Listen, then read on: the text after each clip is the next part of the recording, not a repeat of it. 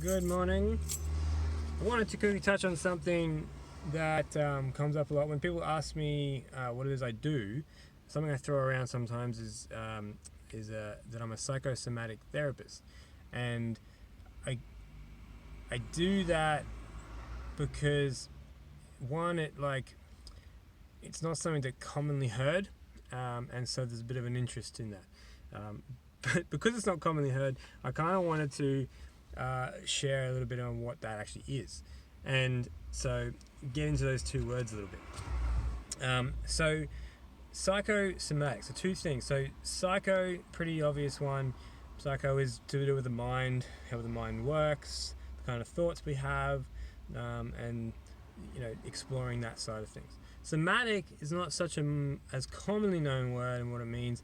Somatic is basically, in a simple sense, is what's felt. Is how does that feel? What is the feeling around it? What is the way that feels when I do this? What is the basically feeling sense?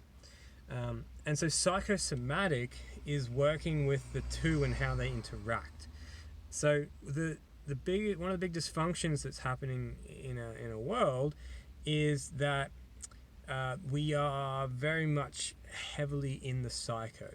So everything's very knowledge based.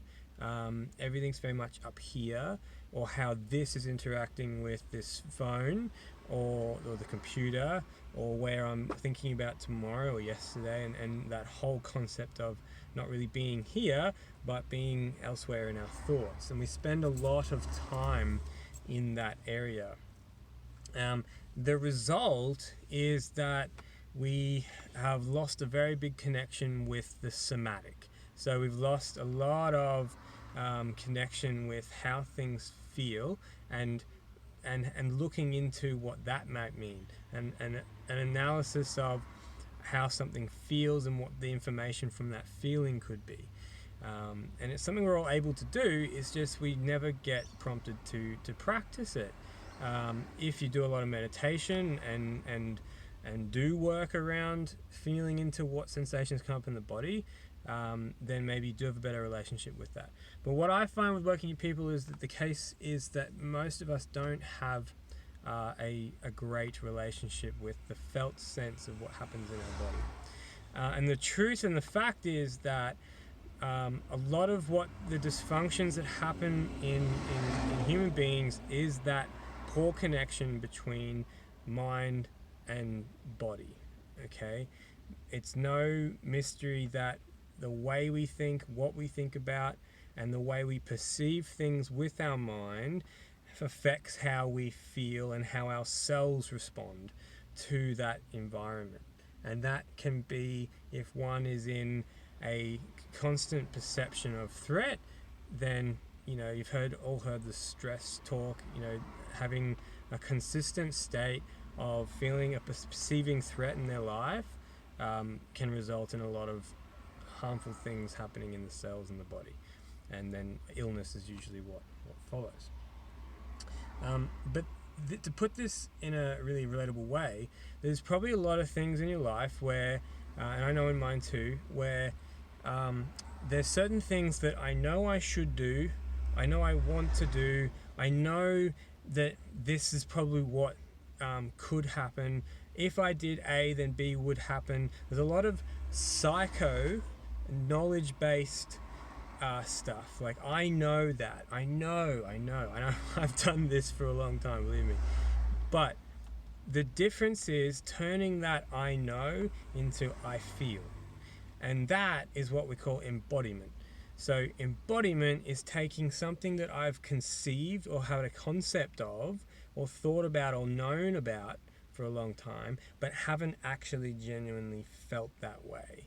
And those disparities where I have an identity where I believe something to be true because I agree that it's true, and I have a psycho connection to that truth, and not actually somatically feeling that way, that leads to conflict, because we're saying one thing but feeling another thing. I know I should do this, yet I seem to never be able to do it. that creates a conflict, a stress within us, and it's this what if syndromes, it's been called in the past. So attempting to work with people in a way that connects those two to change something from I want, or I know I should, or I think I'd like to, into I now actually feel that way, and I don't need to validate it through a psycho way. I feel that way, and I know I do, and I believe it because I feel it. And that's embodiment. And that is what we try to do through movement sometimes, through talking, through looking at the emotional anatomy of someone, what is showing up in their body that is uh, communicating something that's happening in the mind, and what the connection of those two are. And that's what emotional anatomy is. And there's many ways that we can work with, firstly being more aware of it, but secondly ways to then work with it. Tangible things, actionable things, where instead of going, I know I should, we actually start to do it instead. And it can be hugely profound. Some of the most simple actions can have profound effects. Often they're very simple things. So I hope that explains a little bit more about what psychosomatic is and how working with someone psychosomatically looks like. And if you're interested in that style of work, it can help with many things. And yeah, let me know.